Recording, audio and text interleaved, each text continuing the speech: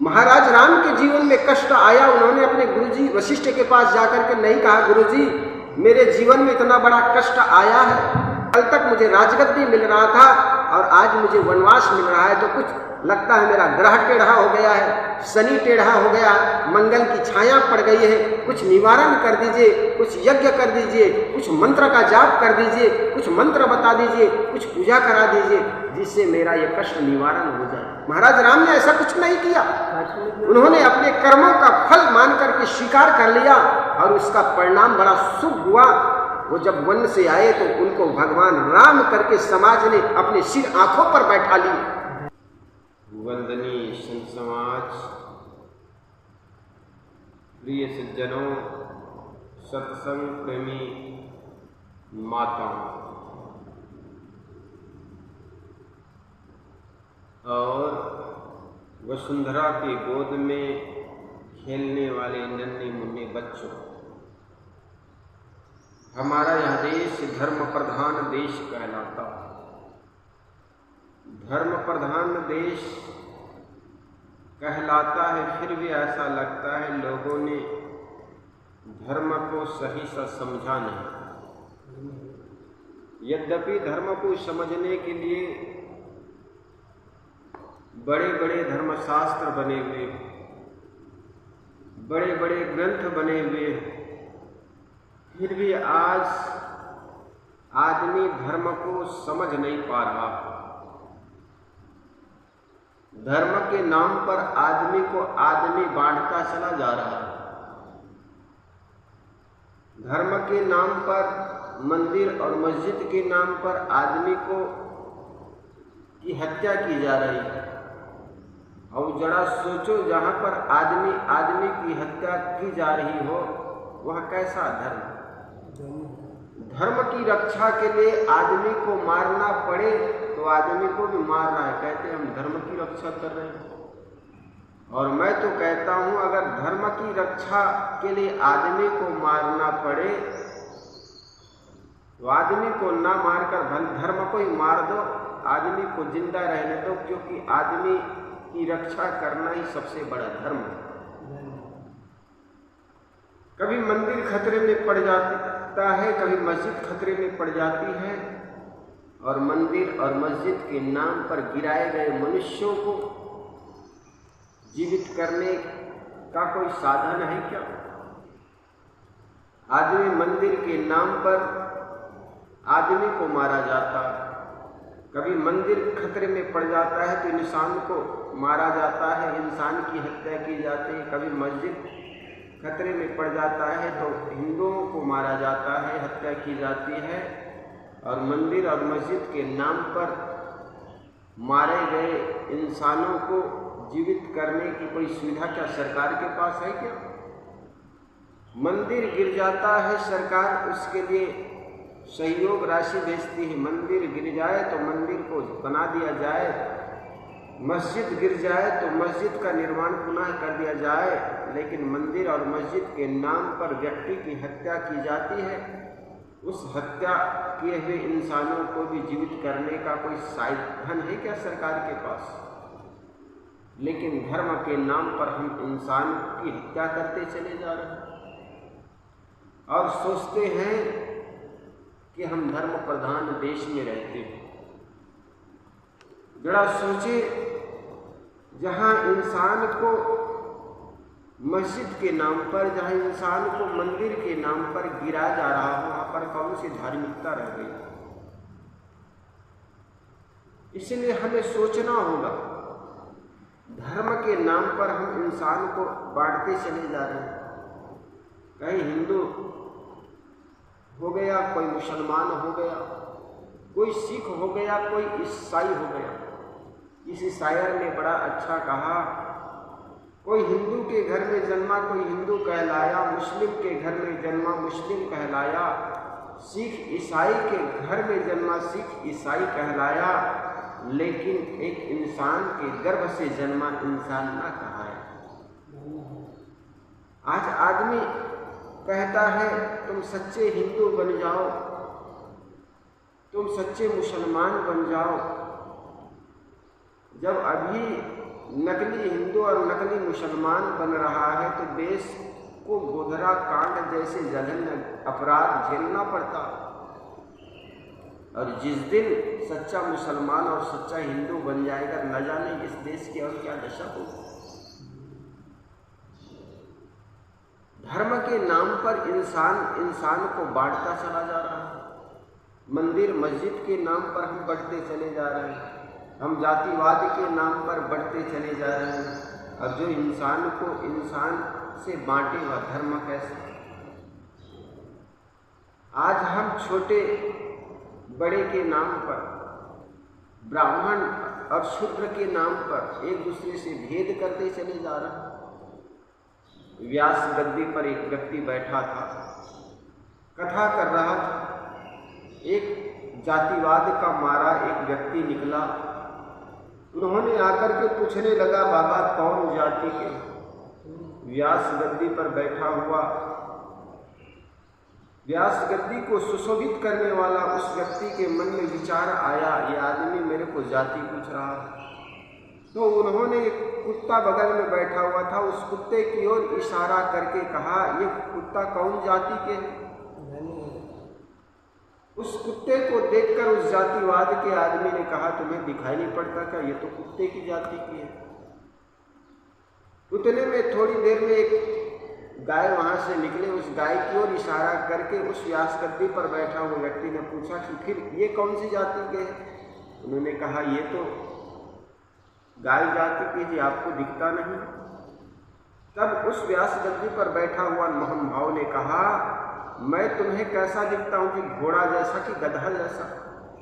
मेरे को देखने से तुम्हें मोतियाबिंद हो जाती। तूने कुत्ते को पहचान लिया, तूने गाय को पहचान लिया, लेकिन मुझे देखने के लिए तुम्हारी आंखों में मोतियाबिंद हो गई है क्या? मुझे तुम पूछते हो कि कौन जाति के?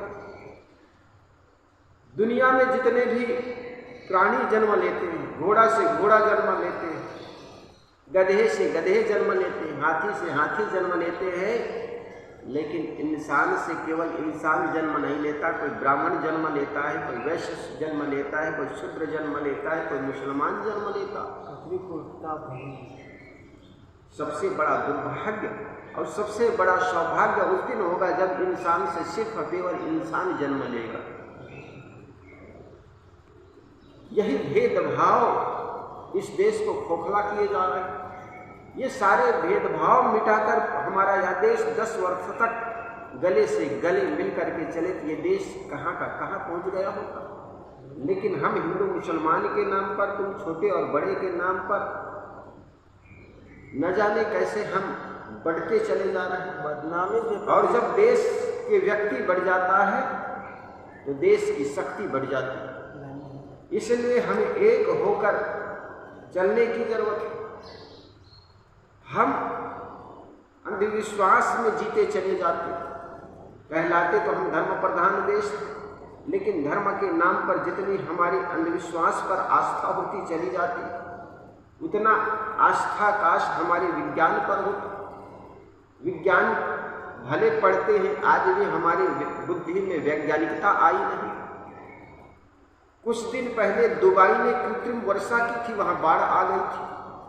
हमने हजारों वर्षों से यज्ञ करके बारिश होने का केवल फतवा जारी करते चले जा रहे हैं, केवल यज्ञ होने का केवल ढोंग करते चले जा रहे हैं, यज्ञ से बारिश होने का।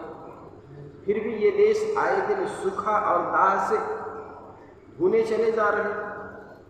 यज्ञ तो हम बहुत करते हैं, फिर भी ये देश में आए दिन सूखा पड़ जाते हैं। हमारा पश्चिम राजस्थान, जहाँ कभी वर्षों में 4-5 वर्षों में कभी बारिश होती है, इस बार प्रकृति की बड़ी अच्छी मेहरबानी रही कि बारिश बहुत अच्छी हुई।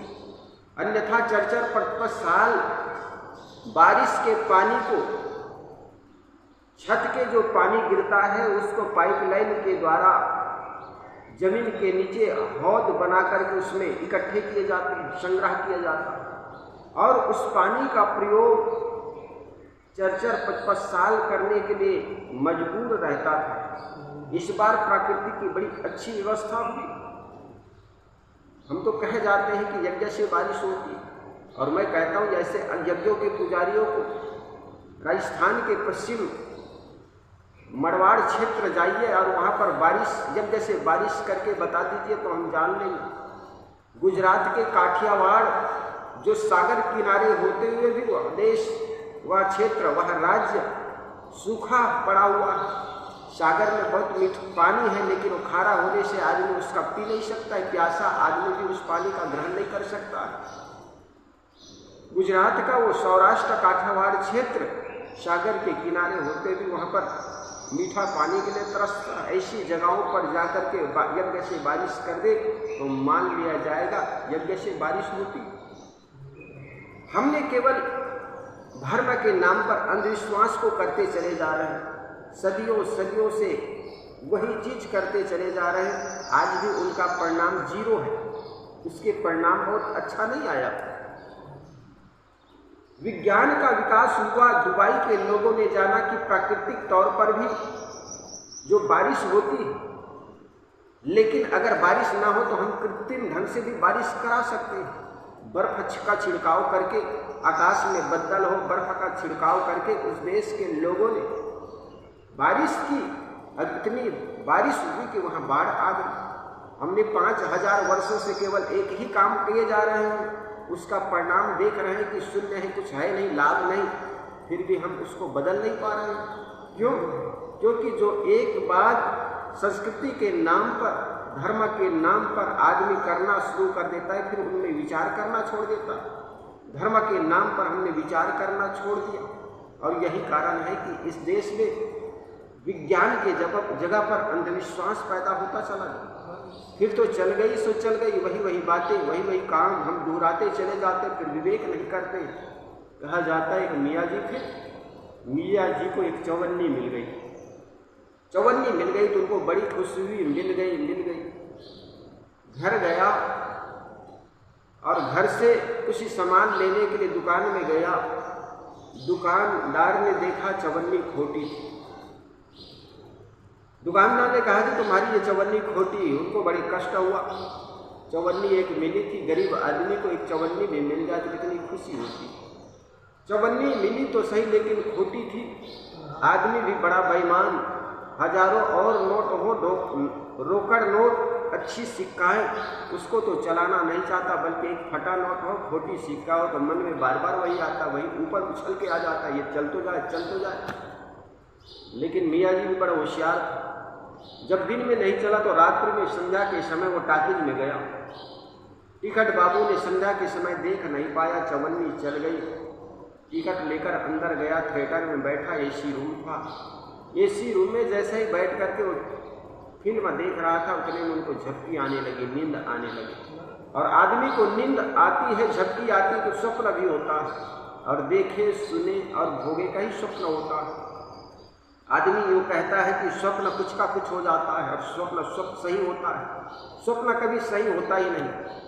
गोस्वामी जी ने कहा, उमा कहो अनुभव अपना, सत हरि भजन जगत सब सपना। उन्होंने कहा कि सपना सब झूठ होते हैं, सपना झूठ है, इसके पीछे मत दौड़ो। तो मियाँ जी फिल्म देख रहा था, देखते देखते उनको झपकी आने लगी, और झपकी आने लगी तो उसको सपना भी होने लगा। आज उनके साथ जो घटना घटी थी, चवन्नी चल गई, तो उनके मन में हुआ कि चल गई, इसी की खुशी उनके अंदर उछाल मार रही थी। अंदर ही अंदर तो सोच रहा था, कह रहा था चल गई। एकाएक उनके मुख से वाणी निकल गई, चल गई। वहाँ के लोगों ने देखा कि मियाँ जी कह रहे चल गई, तो लोगों ने कहा कि क्या चल गई, क्योंकि उस समय हिंदुस्तान पाकिस्तान की बमबारियां हो रही थी, लड़ाइयाँ चल रही थी, और लड़ाइयों से आदमी के अंदर एक बड़ा खौफ था, डर था। वहाँ तो फिल्म देखने आए थे, एकाएक चल गई की आवाज़ सुना तो हड़कंप मच गया। लोगों ने कहा क्या चल गई? मियाँ जी के मुख से निकल गई, गोली चल गई। पूरा हड़कंप मच गया टॉकीज में। लोग दरवाजा से होकर भागने लगे। दरवाजा छोटे थे तो कोई गिर गए, किसी के घुटने टूट गए, किसी के कपड़े फट गए, किसी के माथा फूट गए। गेट से निकल करके सड़क की ओर भागने लगे, गलियों में भागने लगे। गलियों के लोगों ने पूछा भाई क्या हुआ? कहे गोली चल गई।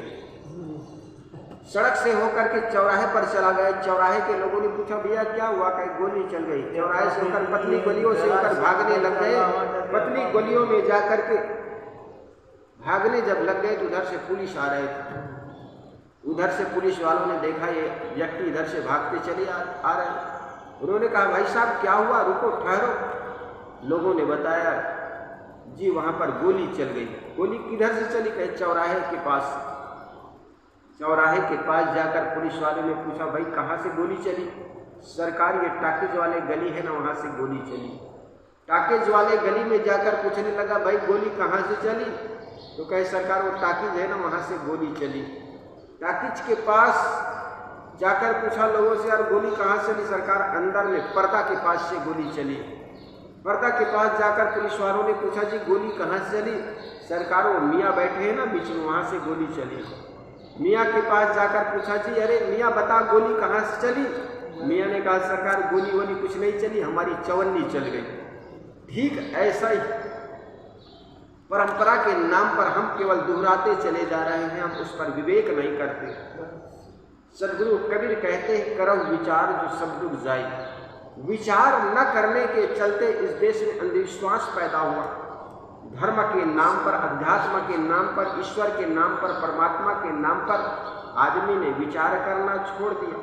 और जब विचार करना छोड़ दिया तो हमारे वैचारिकता में जड़ता आ गई।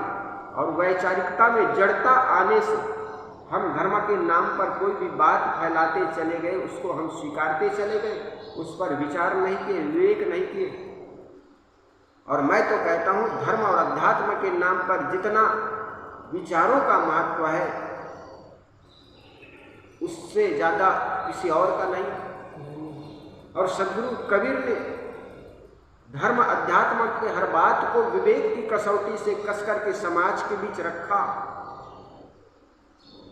लोगों ने कहा तुम्हारे जीवन में दुख है तो महामंत्र जाप कर लो, और मंत्र बांटने लग गए। आदमी लगे भीड़ मंत्र बांटने के लिए, क्योंकि हर आदमी तो दुख से बचना चाहता। दुख से बचने के लिए फिर मंत्र जाप करने लग गए और मंत्रों के पीछे दौड़ते चले गए। और ऐसे मंत्र देने वाले गुरुओं की कभी नहीं कमी नहीं, इनकी भी भीड़ लगती चली गई और हम मंत्र लेते चले गए। दुख के कारण जानने के बजाय हम केवल उसके उल जुलूल झूठी निवारण में लग गए। जब तक ये जान नहीं पाएंगे इसका कारण क्या है तो निवारण भी कैसे कर पाएंगे। सदगुरु कबीर कहते जीवन में अगर कारण है, दुख है तो दुख का कारण होगा। कहीं सड़ांध है, दुर्गंधी है तो समझना सड़ांध जरूर है। व्यक्ति को जो दुख मिलता है हमारे ही कर्मों के परिणाम है। हमारे संत जन कहते जीवन में जितने दुख दिखते हैं निज दोषों के कारण है, जिनमें इतना ज्ञान नहीं वे दोष मिटाना क्या जाने। जरा सोचो एक 16-17 वर्ष के युवा को पहले तो शाम के समय उनको कहा गया हो तुमको सुबह राजगद्दी दी जाएगी, तुम्हारे राजतिलक होगा। उस समय के सबसे बड़ा योद्धा था, धनुषधारी थे। और जिस लड़का को कहा गया हो 16-17 की अवस्था में कि तुम्हारा कल राजतिलक होना हो, और रात्रि होते होते एकांत कमरे में, अंधेरे कमरे में बिलाकर पिता ने कहा हो कि बेटा कल तुम्हारा राजगद्दी नहीं बल्कि वनवास होना है, उनके जीवन में क्या घटनाएं घटी होगी। लेकिन धैर्यता से उन्होंने काम लिया। यद्यपि लक्ष्मण आकर के कहने लगा भैया ये तुम्हारे कंधे में जो धनुष बाण है ये कब काम आएंगे, निकाल धनुष और अभी मार पिताजी को। लक्ष्मण की ये बात सुनकर महाराज राम कहने लगे लक्ष्मण मैं किसको मारूं, उस पिता पर जिन्होंने 60 वर्ष पार होने पर एक दिन दर्पण के सामने खड़ा होकर के उन्होंने देखा मेरे कानों के पास का एक बाल पक गया है, और उन्होंने सोचा कि मैं अपने बड़ा सुपुत्र को राजगद्दी समर्पित कर दूं। अब मैं राज्य चलाने के योग्य नहीं हूं, इस पिता पर बाण चलाऊं, किस मां पर बाण चलाऊं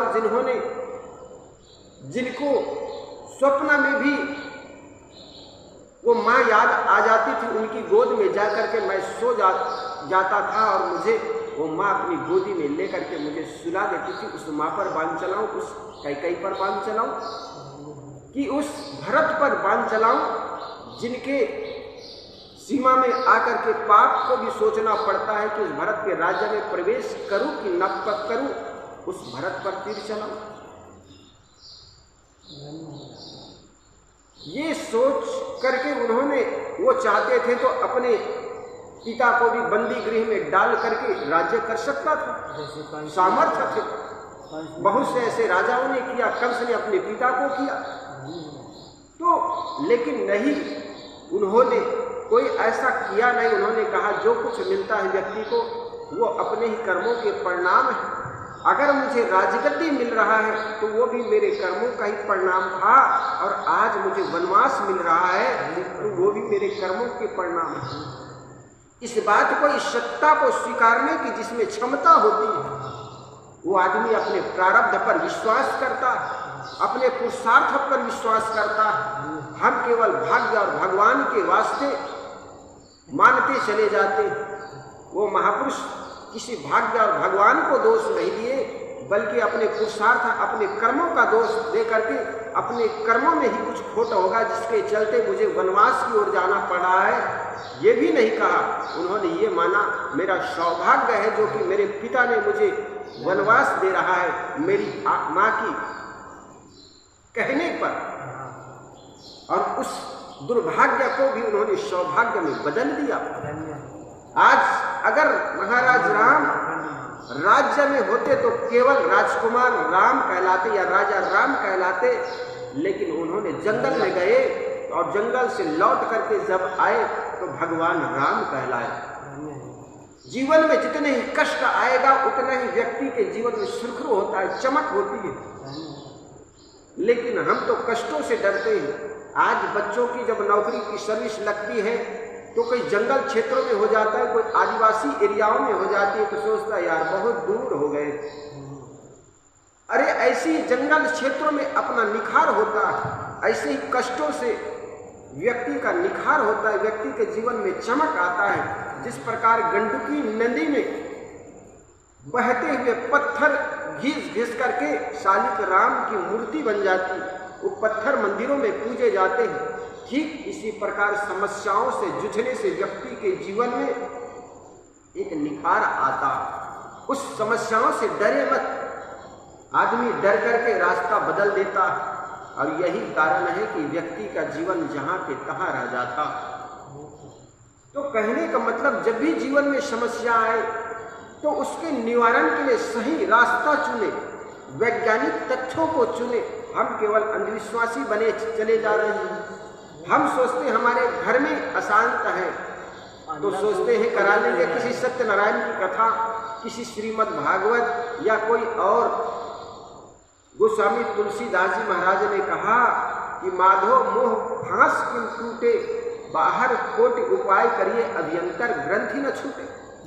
मोह के बंधन कैसे टूटे, ये जीवन में आए हुए दुख कैसे कटे, कोटि उपाय करिए अभ्यंतर ग्रंथि न छूटे। उन्होंने कहा करोड़ों उपाय आदमी करता है, तीर्थ व्रत करता है, भगवान के दर्शन के लिए पैदल चलता है, रामदेव के दर्शन के लिए आदमी कुलाटी मारते हुए लेटे लेटे चलते हजारों किलोमीटर। आदमी समस्याओं का सही, क्या भगवान ने कष्ट दिया कि उनको राजी करेंगे और कष्ट वापस कर लेगा? क्या रामदेव पीर ने हमें दुख दिया कि वो दुख वापस ले लेगा, हमारे जीवन में सुख आ जाएगा उनको खुश करने के बाद? लेकिन हमने बस ऐसा ही मान लिया। ये भगवान कोई कष्ट नहीं देता, कष्ट तो हमारे अपने कर्मों का परिणाम है। हम अपने कर्मों को सुधारने के बजाय हम सोचते हैं भगवान को खुश कर लेंगे, और हम किए हुए अगर पाप कर लेते, सस्ते नुस्खे पंडित लोग बता देते तो हम समझे पाप कर लेंगे और कट जाएगा पाप। हम चले जाते हैं गंगा नदी, हम जाप लेते हैं, कोई मंत्रों का जाप दे दीजिए महाराज जिससे हमारे पाप कट जाए, हमारे कर्मों का फल शुभ हो जाए। अरे किए हुए कर्मों का फल कैसे शुभ हो जाएगा? जो किए, जैसे 4 वेद 6 शास्त्रों में बात लिखी है लोग, दुख देने दुख होता है, सुख देने सुख होए। वही तुमको मिल रहा है जो कि पहले से दिए हो, उसी का फल सामने है शुभ अशुभ जो कुछ किए हो। इसलिए ये मत समझना कि कोई मंत्र तंत्र से हमारे किए हुए कर्मों का फल बदल जाएगा। कहा जाता है पंडित जी और एक संत जी एक ट्रेन में बैठे प्रयागराज की ओर चले जा रहे थे। जैसे उनकी आदत थी, पंडित जी के ट्रेन थोड़ी देर चलने के बाद जेब से निकाला तंबाकू, फिर पान, फिर तंबाकू रगड़ करके उस पान में डाला और डाल करके खाने लगा। संत जी से रहा नहीं गया। सामने वाले सीट पर संत जी बैठे हुए थे। उन्होंने कहा, लगते हैं आप वेशभूषा से आप पंडित लगते हैं। उन्होंने कहा, मैं पंडित हूं, लेकिन आप तंबाकू खाते हैं। संत ने कहा, लेकिन आप तंबाकू खाते हैं। उस पंडित जी ने कहा कि मैं तंबाकू खा रहा हूं, इसमें क्या कुछ घट गया, तंबाकू ही तो खा रहा हूं। संत ने कहा, आप पंडित हैं और कहते हो मैं तंबाकू ही तो खा रहा हूं, ये तो नशा है, ये नशा करते हो। पंडित ने कहा, इसमें क्या पंडित का कुछ घट गया है, मैं तंबाकू ही तो खा रहा हूं। और तंबाकू ही क्या, मैं बंगाली पंडित हूं, मांस भी खाता हूं, शराब भी पीता हूं, वेश्या गमन भी करता हूं। तब तो संत ने कहा, धन्य हो। इसलिए सज्जन लोग कहते हैं ये कलयुग है, इसमें कलयुग का कुछ घट गया। मेरा आपको लगता है महाराज कोई शास्त्रों का ज्ञान नहीं। अरे मैं जो भी पाप करता हूं, आदमी जितने भी पाप करता है, एक बार स्नान कर लेने से, गंगा नदी के स्नान कर लेने से सारे पाप कट जाते हैं। और मैं तो पंडित हूं और गंगा नदी के किनारे ही बसा हुआ, रोज गंगा नदी का स्नान करता हूं। और आपको लगता है महाराज शास्त्रों का ज्ञान नहीं है। अगर पंडित एक बार स्नान कर ले तो उनके 21 पीढ़ी तर जाते हैं। संत ने कहा, पंडित तुम्हारा यही विश्वास है, तुम्हारा यही विश्वास है।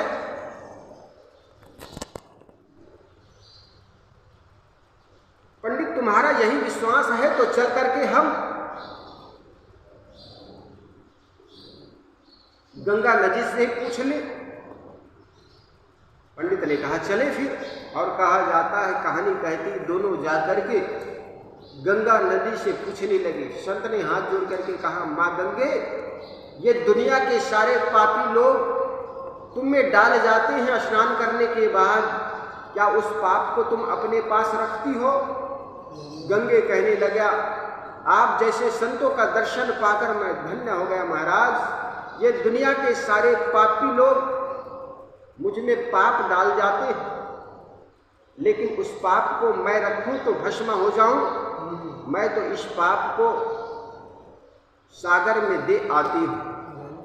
कहा जाता है, सागर जल के देव वरुण देव के पास जाकर के हाथ जोड़ करके संत पूछने लगे, ये जल के देव वरुण, ये दुनिया के पापी लोग गंगा में डाल जाते हैं और उस गंगा तुम तक डाल जाती है, क्या उस पाप को तुम अपने पास रखते हो? जल के देवता वरुण ने कहा, भाई ये दुनिया के पापियों के कारण तो मेरा जल खारा हो गया। सागर का पानी खारा हुआ है, वो पापियों के कारण हुआ।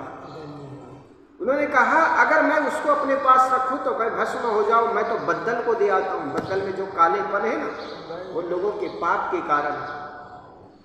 कहा जाता है, पंडित और संत दोनों बद्दल के पास जाकर के कहने लगा कि जल के राजा मेघराज, ये दुनिया के पापी लोग गंगा में डाल जाते, गंगा सागर में डाल जाती है और सागर तुमको दे आता है, तो क्या उस लोगों के पाप को तुम अपने पास रखते हो? बद्दल के देवता मेघराज ने कहा कि भाई संत भगवान, अगर हम उस पाप को रखें तो भस्म हो जाएंगे, इसलिए हम तो उसी पर बरसा देते हैं जो करते हैं। बद्दल का पानी उसी पर बरस जाते हैं जो करते हैं। कुल मिलाकर कहने का मतलब यह है कि व्यक्ति जो करता है उसी को फल भोगना पड़ता है। अपनी कमाई आपकी, ना माई ना बाप की। इसलिए जीवन में जो भी दुख दिखते हुए हमारे कर्मों के परिणाम है और उसके सही निवारण न करने के बजाय वो दुख बढ़ता चला जाता है। और ऐसे ही अंधविश्वासों के चलते आदमी के जीवन में कर्म सिद्धांत में शिथिलता आई। क्योंकि जब एक बार गंगा नदी में स्नान कर लेने मात्र से, किसी मंत्रों के जाप कर लेने मात्र से जब पाप धुल जाता है तो पाप करने से कौन डरेगा? फिर तो आदमी पाप करता चला गया। दिन भर पाप करो और एक अगरबत्ती से साफ करो। आदमी दिन भर पाप करता है और शाम को अगरबत्ती जलाकर सोचता है भगवान हमें माफ कर देगा। अरे तुम इंसान के घर में चोरी करो और भगवान को देसी घी का लड्डू खिला करके क्या भगवान उसको माफ कर देगा? अगर माफ कर दिया देसी लड्डू पा करके, रिश्वत पा करके, तो उस घर का क्या होगा जिसके घर में तुमने चोरी की है? उस व्यक्ति ने तो माफ नहीं किया। अगर माफ भगवान कर दिया तो उसके साथ बहुत बड़ा अन्याय किया जिसके घर में चोरियां हुई। इसलिए हमें विचार करना चाहिए, कोई ऐसा भगवान नहीं, कोई ऐसा भगवती नहीं जो कि एक लड्डू पा करके हमारे पाप को नाश कर दे। इसलिए हमें विचार करना चाहिए कि दुनिया में जो भी करते हो वो कर्मों का फल आपको भोगना पड़ेगा, निश्चित भोगना पड़ेगा। आज नहीं तो निश्चय कल कर्मों का फल भोगना पड़ेगा। तो ये अंधविश्वास के चलते पश्चात देश, जिसको हम धनाढ्य देश कहते हैं, उस देश में वैज्ञानिकता है, उस देश के लोगों में कुछ प्रामाणिकता है। कहा जाता, हमारे एक अच्छे मित्र हैं जो कि एक बार पश्चिम देशों के भ्रमण करने के लिए गया हुआ था। जिस गाड़ी में गया हुआ था उस गाड़ी में का एक्सीडेंट हो गया। एक्सीडेंट कैसा हुआ उसके बारे में मैं बताऊं। वो कहते हैं एक बार हम यात्रा कर रहे थे, करते करते जब रात्रि हो गई, संध्या हो गई, तो हम एक रेस्टोरेंट में गए और पार्किंग में अपनी गाड़ी खड़े कर दी और रेस्टोरेंट में जाकर भोजन करने के बाद हम विश्राम करने लगे। सुबह उठ करके जैसे देखे हमें कुछ दूर जाना था, हमने जल्दीबाजी में जैसे उठे तो उठ करके देखे तो गाड़ी तो चकनाचूर हो चुकी है। गाड़ी तो एक्सीडेंट करके किसी ने चला गया। हम देख रहे थे कि गाड़ी में क्या क्या दुर्घटनाएं हुई, क्या क्या टूटा फूटा है। तो उन्होंने देखा कि कागज का एक पुर्जा सीट पर रखा हुआ है। उस पुर्जा को उठाकर पढ़े तो हम तो दंग रह गए। वे कहते हैं उस कागज के पुर्जा को देखा तो हम तो दंग रह गए। उसमें लिखा हुआ था कि भाई साहब, मैं नशे की हालत में रात्रि में आया और मैं देख नहीं पाया, आपकी गाड़ी खड़ी थी, मेरे गाड़ी से टकरा गई, आपकी गाड़ी खराब हो गई, कृपया मुझे इस नंबर पर फोन करें, मैं आपकी गाड़ी को ठीक करा दूंगा। वो मित्र तो कहता है मैं तो ठगा सा रह गया, देखता रह गया। कोई आदमी मेरी गाड़ी को एक्सीडेंट करके चला जाए रात्रि में और कोई देखे ना और ऊपर से पुर्जा डाल के चले जाए कि भाई साहब मेरे से गलती हो गई, मैं शराब के नशे में था, अतः मुझसे गलती हो गई और जो भी नुकसान है वो इस गाड़ी को गैरेज में डाल दीजिए, ठीक करने के बाद जितना खर्च आता है मुझे फोन करके बता दीजिए, मैं पे कर दूंगा। वो संत तो कहता है, वो मित्र तो कहता है कि मैं तो देखता रह गया। उतने में एक आदमी आया और कहने लगा भाई साहब, मैं आपका फोन का इंतजार करता रहा, मुझे कहीं दूर जाना है, आप आए नहीं इसलिए मुझे आना पड़ा। इस गाड़ी को गैरेज में डाल दीजिए और जो भी नुकसान हुआ है, जो भी हानि हुई है, जो भी टूट फूट हुआ है, इस गाड़ी का रिपेयरिंग करा करके इसका जो भी पैसा लगता है उसका मैं पे कर दूंगा। उस मित्र ने कहा मैं तो एकदम से ठगा सा रह गया। कोई आदमी शराब के नशे में एक्सीडेंट कर दे और एक्सीडेंट से होने वाली हानि को पे करने की बात कहे, ये पश्चात देश के लोगों में कुछ प्रामाणिकता है। वहां के लोग भले पीते हैं शराब लेकिन बोलते हैं सच, और हमारे यहाँ तो पीते हैं गंगाजल लेकिन बोलते हैं झूठ। तो आखिर धार्मिक कौन अधिक है? शराब पीकर सच बोलने वाला आदमी अधिक धार्मिक है कि गंगाजल पी करके झूठ बोलने वाला धार्मिक है? आखिर धार्मिकता का पहचान क्या है? क्या हमने चंदन लगा लिया इसलिए धार्मिक हो गए? क्या हमने चोटी रखा ली इसलिए धार्मिक हो गए? क्या हमने खतना करा लिया और दाढ़ी बढ़ा ली इसलिए धार्मिक हो गए? क्या हम 5 वक्त तक नमाज पढ़ते इसलिए धार्मिक हो गए? या मंदिर में जाकर के सुबह शाम को अगरबत्ती घुमाते इसलिए धार्मिक हो गए? हमारी धार्मिकता का पहचान क्या है? हमारे पास अभी भी कोई प्रामाणिकता नहीं है। अभी तक हमने कुछ सत्य बोलना सीखा नहीं। हम झूठ के पुलिंदे बनाते चले जाते हैं। करते तो हम गलती, लेकिन हम उस पर भी सफाई देते चले जाते हैं और कहते हैं हम धार्मिक हैं। तो हमारी धार्मिकता का पहचान क्या है, इसको हमें सोचना पड़ेगा। पश्चिम देशों में भी कुछ प्रामाणिकता है इस प्रकार। वहां पर फल लेने जाओ, दूध लेने जाओ, तो वहां कहना नहीं पड़ेगा हमें शुद्ध दूध देना। हमारे यहाँ तो न कहो तो पानी वाले दूध दे देगा। यहाँ तो अलग अलग रेट है, कौन से दूध दो। यहाँ 30 रुपए लीटर भी मिलता है, यहाँ 60 रुपए लीटर भी दूध मिलता। तो आदमी सावधान ना हो, बाजार में जाए तो उस फल में भी सड़ा सड़ा फल डाल दे। तो कहने का मतलब आज हम कहलाते तो धर्म प्रधान देश के नागरिक, लेकिन धार्मिकता के नाम पर हमारे पास कोई प्रामाणिकता नहीं रह गई है। हमारे जीवन में आए कष्टों को हम सोचते हैं पहन लेंगे अंगूठियां, पहन लेंगे रिंग, मिट जाएगा। हम अंगूठी पहनने लग गए, हम मंत्र जाप करने लगे। हमारे जीवन में कष्ट आए हैं तो हम सही मार्ग चुनने के बजाय हम अंधविश्वासपूर्ण मार्ग चुनते हैं और सोचते हैं मंत्र जाप कर लेंगे, हमारे जीवन में सुख खुशियाँ आ जाएगी, हमारे गृह क्लेश मिट जाएगा, हमारे गृह शांति हो जाएगी। सदगुरु कबीर ने कहा, पंडित बाद बदेसु झूठा, राम के कहे जगतगति पावे, खाण कहे मुख मीठा। साहेब कहते हैं किसी भी मंत्रों को जाप कर लेने मात्र से तुम्हारी गति मुक्ति मिल जाएगी, तुम्हारे कष्टों से निवारण हो जाएगा।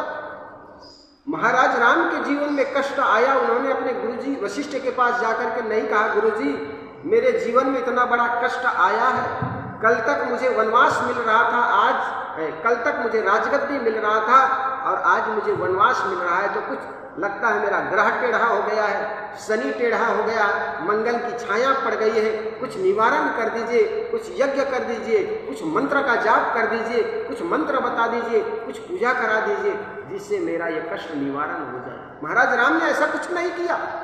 उन्होंने अपने कर्मों का फल मान करके स्वीकार कर लिया और उसका परिणाम बड़ा शुभ हुआ। वो जब वन से आए तो उनको भगवान राम करके समाज ने अपने सिर आंखों पर बैठा ली। हमारे जीवन में कष्ट आता है तो कष्ट के निवारण के लिए उलुल जुलुल तथाकथित पंडितों के पास, तथाकथित धार्मिकों के पास चले जाते और कहते हैं महाराज कुछ भभूति दे दीजिए जिससे निवारण हो जाए, महाराज कुछ मंत्र दे दीजिए, कुछ गंडा ताबीज दे दीजिए, कुछ माला दे दीजिए। बस उसी में हम लग जाते हैं और मंत्र जाप कर लेने से, कोई गुंडा ताबीज पहन लेने मात्र से, कोई भभूति लगा देने से तुम्हारे कष्ट का निवारण क्या हो जाएगा।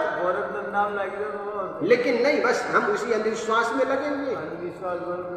सदगुरु कबीर कहते भूतवा के पूजने भूतवा हुई। ये भूत प्रेत को पूजने वाला आदमी मर करके भूत प्रेत ही हो जाएंगे। इसलिए अंधविश्वास के बजाय वैज्ञानिक कारण ढूंढना चाहिए। विज्ञान, आज हम विज्ञान तो पढ़ते हैं लेकिन हमारे मन में वैज्ञानिक बुद्धि आई नहीं।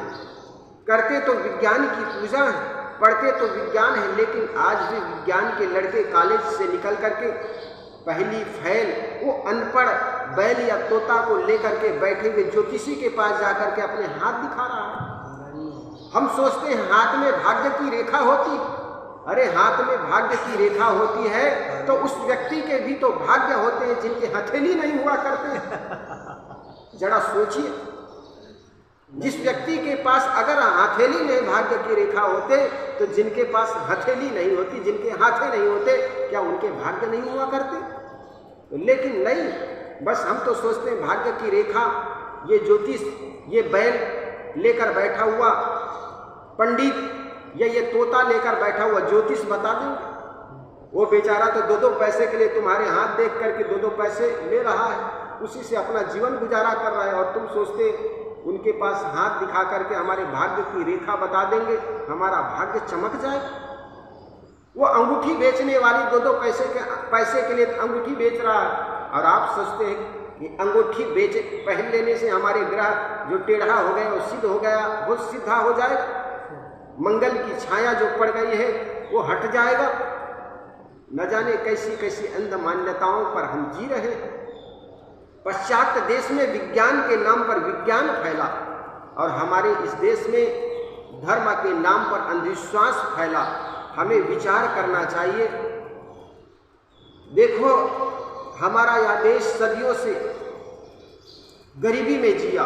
पंडितों से पूछो कि हमारा देश में गरीबी क्यों है, तो वह कहते हैं इस देश के युवा युवतियां, इस देश के लोग और नारी न तो भगवान को मानते, न किसी वेद शास्त्रों को मानते, ये धर्म को मानते नहीं। और मैं कहता हूँ जो बच्चे आज विज्ञान की आंखें लेकर के पैदा हो रहे हैं, विवेक की आंखें लेकर के पैदा हो रहे हैं, वे तुम्हारे अंध मान्यताओं से भरे हुए धर्म को कैसे स्वीकार करेंगे? तुम्हारे विवेकहीन विचारों को, तुम्हारे ज्ञानहीन धार्मिक ग्रंथों को कैसे स्वीकार करेंगे? जो बच्चे आज विज्ञान की आंखें लेकर पैदा हो रहे हैं, जिनको स्पष्ट दिखाई पड़ रही है बारिश होने का भौतिकी कारण होता है, और तुम कहते हो भगवान की नाराजगी के कारण हमारे यहाँ बारिश नहीं हुई या अति वर्षा हो गया, और लगे भगवान को खुश करने के लिए, यज्ञ होम हवन करने के लिए। और आज विज्ञान के पढ़ने वाले छोटा बच्चा, 5वीं क्लास के भी बच्चा जानता है पानी गिरने का कारण क्या, तूफान आने का कारण क्या, गर्मी अति बढ़ने का कारण क्या। ये छोटा सा विज्ञान के पढ़ने वाले बच्चे भी जानता है। लेकिन हम धार्मिक जगत में सोचते हैं बारिश बाढ़ अधिक हो गई तो हे भगवान अब पानी कम गिराना, गर्मी अधिक बढ़ गई तो कहते भगवान ने गर्मी डाल दी। जिस देश में जन्म से लेकर मृत्यु तक का ठेका भगवान को समर्पित कर दिया हो, जरा सोचे किसी आदमी को कहो भाई कहो ठीक हो, तब कहते भगवान की कृपा। आदमी सोचता है जन्म दिया तो भगवान ने दिया, बड़ा कर दिया भगवान ने दिया, पढ़ाई में हम परीक्षा में पास हो गए तो भगवान ने पास कर दिया, डिग्री लेकर के नौकरी लग गई तो भगवान ने पास कर दी, नौकरी लगा दी। बूढ़े हो गए भगवान ने बूढ़ा कर दिया, बूढ़े होकर मर गए तो भगवान ने मार दिया। तो जिस देश के व्यक्ति की ठेका जन्म से लेकर मृत्यु तक का ठेका लिया हो, उस देश के लोगों का कभी कल्याण हो नहीं सकता। हम तो सोचते हैं पहली क्लास 5वीं क्लास कॉलेज में फेल हो गए तो सोचते हैं आज शिवलिंगी पर पानी नहीं डाले इसलिए फेल हो गए, शिवलिंगी पर घी नहीं डाले, शहद नहीं चढ़ाए, बेलपत्र नहीं चढ़ाए इसलिए फेल हो गए। और फिर दूसरे साल हम सोचते हैं भगवान को खुश करना है तो पढ़ना लिखना तो है नहीं, शिवलिंगी पर पानी डाल। और तथाकथित ऐसे मिश्रा जी भी मिल जाते हैं जो कहते हैं कि शिवलिंगी पर बेलपत्र चढ़ाओ 21 दिन, पानी डालो 21 दिन, घी और शहद जलाओ 21 दिन, और तुम बिना पढ़े भी साल भर बिल्कुल मत पढ़ो और 21 दिन जाकर के तुलसी का पत्र, बेलपत्र और पानी चढ़ा दो, शिवलिंगी में तुम पास हो जाओगे। ऐसे ढोंगपूर्ण बातों को हम स्वीकार करते चले जा रहे हैं। आज भी हमारे जीवन में वैज्ञानिकता आई नहीं। आज भी हम सोचते हैं बीमारी आ गई तो भगवान ने बीमार भेज दिया, बीमारी भेज दी। अरे बीमारी भेज दी तो हम यहाँ पर हमारा दिमाग काम करता।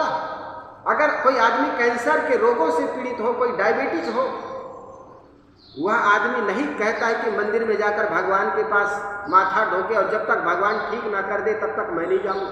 वो भी जानता है कि जब तक इलाज नहीं कराऊंगा इसका इलाज नहीं होगा, हॉस्पिटल जाता।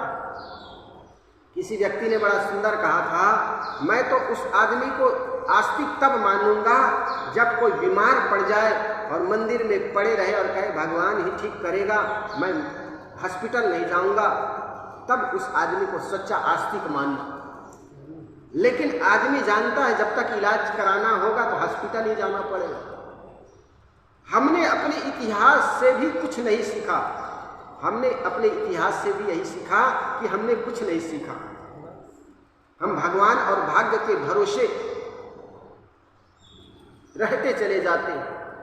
जिस मंदिर में आप पूजा करने जाते हो उस मंदिर के पंडित आपको कहते हैं भगवान पर विश्वास करो, और पंडित कोई भगवान पर विश्वास नहीं। वो पंडित कहता है भैया अमुक मंदिर का ये दीवार गिर गया है, रंग रोगन करना है तो दान करो। वो भगवान से मांगता नहीं है, वो आपसे मांगता है दान करो। और आप दान करेंगे तो भगवान का मंदिर बनेगा, भगवान का घर बनेगा। और आप भगवान से अपने घर मांगने की मन्नत कर रहे हैं, प्रार्थना कर रहे हैं। हमने अपने इतिहास से भी कुछ नहीं सीखा। मोहम्मद गजनी 16 बार सोमनाथ के मंदिर को आक्रमण किया। तथा कथित पंडित मंत्र जाप करते गए, वेदों के मंत्र जाप करते रहे, कहे भगवान का भी तीसरा नेत्र खुलेगा। हम मंत्र जाप करते, प्राण प्रतिष्ठा हमने भगवान की है।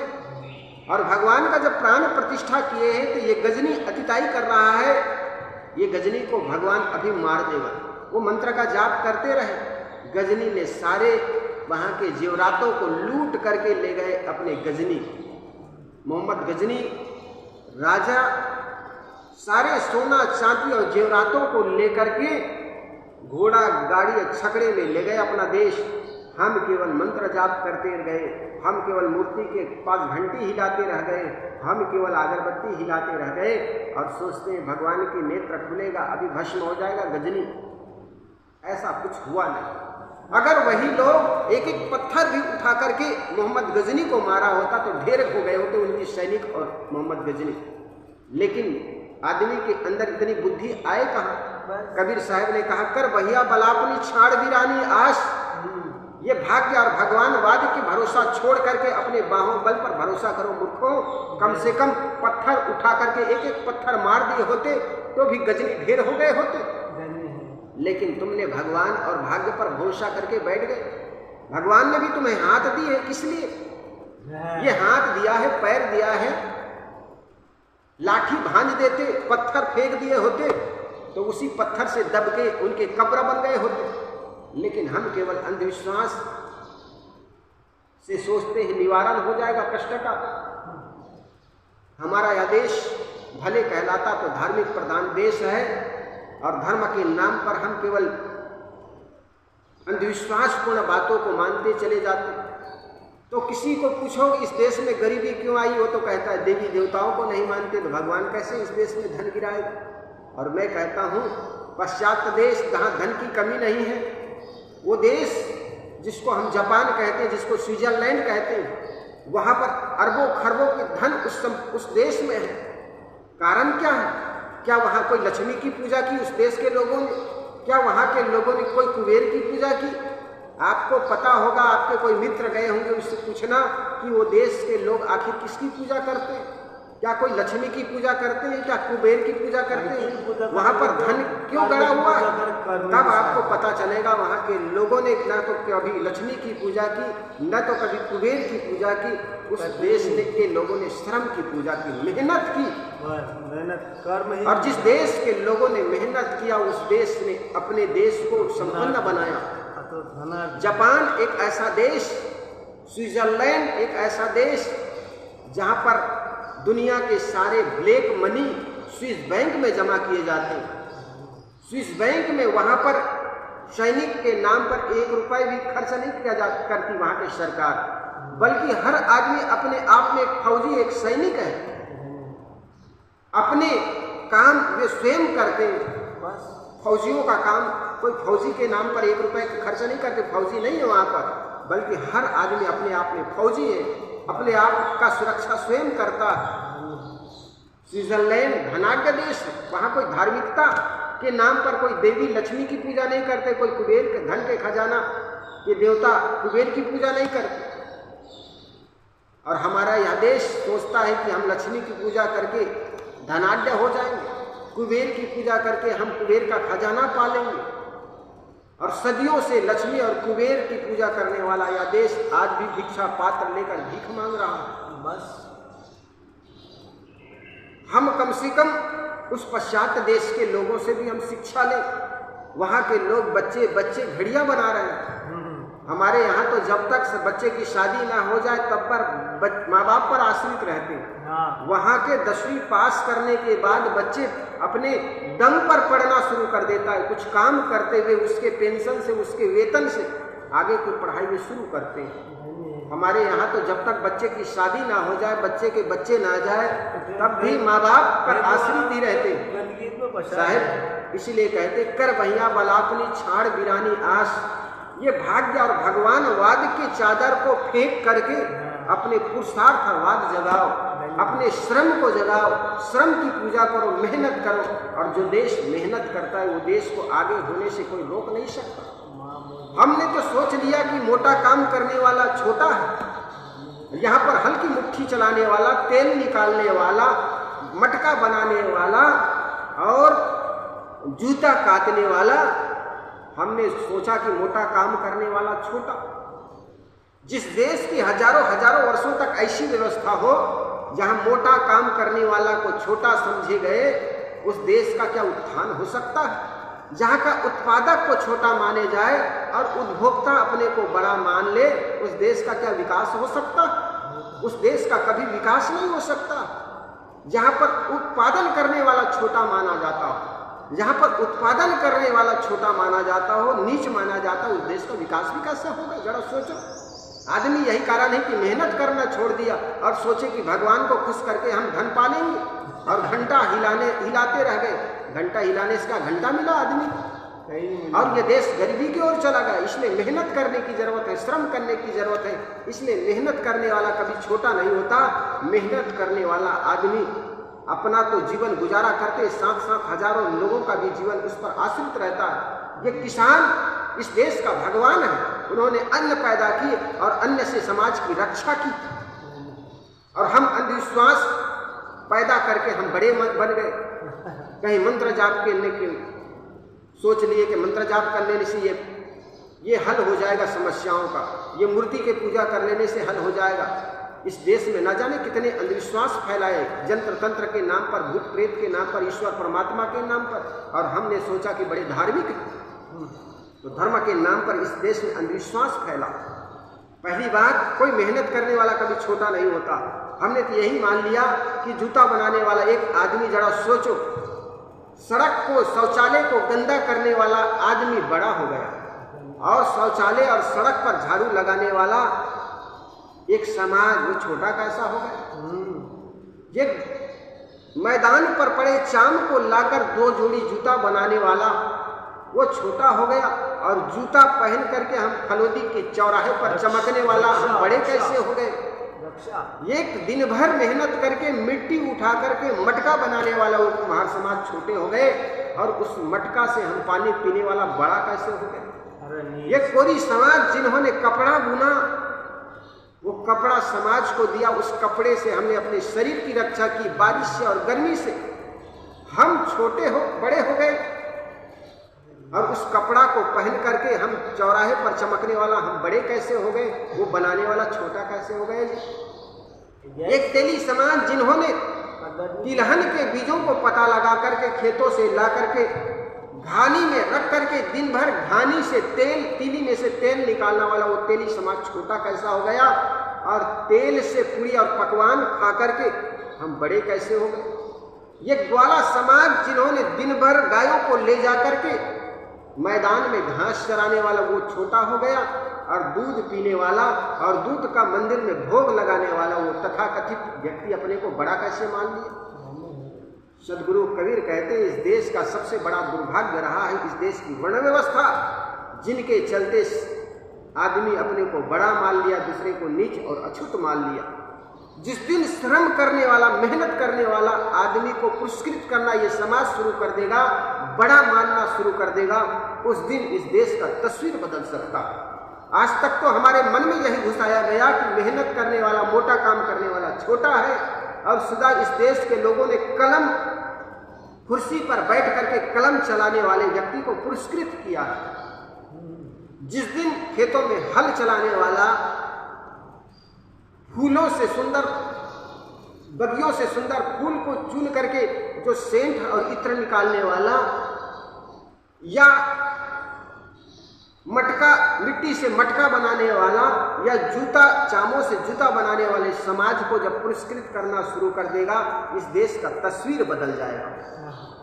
इसलिए इस समाज का हमें ढंग को बदलना होगा, इस समाज के व्यक्ति के अंदर छुपे हुए विचारों को बदलना होगा, और विचारों के बदलने के लिए जरूरी है ऐसे ही सुंदर सभा की, जिससे व्यक्ति के विचार बदले, विचारों के साथ कर्म बदले, और कर्मों के बदलने से व्यक्ति का जीवन निश्चित जानिए हमारा यह समाज सुंदर बनेगा, जीवन सुंदर बनेगा, ये देश सुंदर बन जाएगा। इसलिए साहब कहते हैं, करो भैया बलापनी छाड़ वीरानी आस, जाके आगे नदिया बहे सोकस मरे प्यास।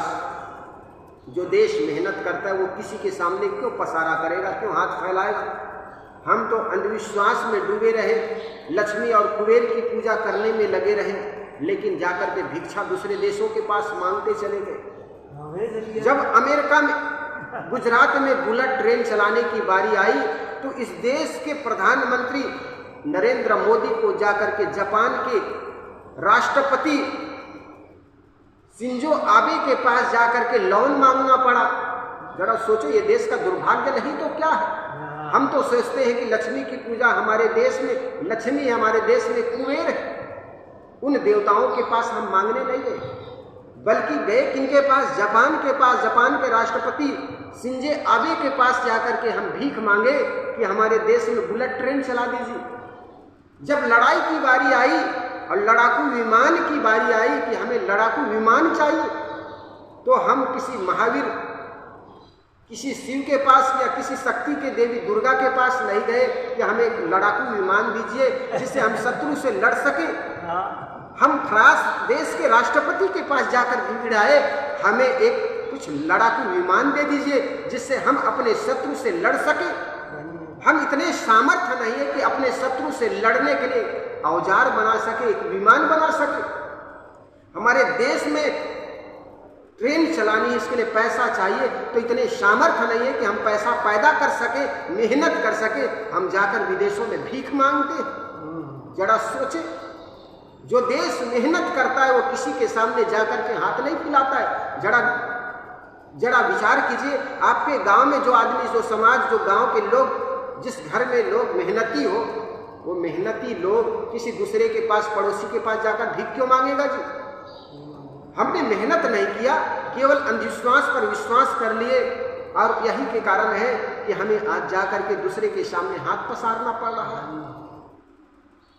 तो हम किसी और के पास जाकर के भीख मांगे, इससे अच्छा है कि हम अपने देश को मजबूत बनाएं, और मजबूत बनाने के लिए जरूरी है श्रम करना, मेहनत करना, और मेहनत करने वाला देश सदा आगे बढ़ता है। इसलिए साहिब का यह सुंदर संदेश कि करो भैया बलापनी छाड़ वीरानी आस, जाके आंगन नदिया बहे सोकस मरे प्यास, ये देश का नक्शा बदले। मैं इतना कुछ कहने के बाद ये नहीं चाहता कि मैं नहीं चाहता कि आप लोगों के अहंकार को फुसलाऊं। मैं थोड़ा सा एक इशारा करना चाहता हूं कि कम से कम सोए हुए ये समाज जागे तो सही, देखो तो सही कि हमारे कहाँ पर की कौन सी गलती के नाते हमें ये दिन देखना पड़ता है, हमें दूसरे के सामने हाथ पसारना पड़ता है, भिक्षा पात्र फैलाना पड़ता है। हम कम से कम सोचे तो सही, हम अपनी आंख को खोल करके विचार तो करें, हम आंख खोल करके देखो तो सही, कान खोल करके हम कम से कम बात सुने तो सही। लेकिन हम तो ऐसे सोए हुए हैं जैसे रावण का भाई कुंभकर्ण, कुंभकर्ण से भी ज्यादा सोए चले जा रहे हैं। आज भी हमारा ये समाज की ये स्थितियां हैं, फिर भी हम अपने कानों में, आंखों में तेल डाल के सोए चले जा रहे हैं। हमें विचार करना चाहिए, हमारे ये देश की जो तस्वीर है ये बदलना चाहिए। तुम्हारे सीने में ना सही, मेरे सीने में ना सही, तुम्हारे सीने में सही, आग कहीं भी हो लगनी चाहिए, ये जरूरी है। ये क्रांति की चिंगारी जो है जरूर उठनी चाहिए, लगनी चाहिए, लपेटे। तो ये बात मैंने आप लोगों के सामने इसलिए रखा क्योंकि ये देश के जो तस्वीर है, मेरे अंदर एक जुनून है, एक जज्बा है कुछ कर गुजरने की, ये तस्वीर बदलनी चाहिए। इसलिए मैंने कुछ विचार रखा। बोलिए सद्गुरुदेव की जय।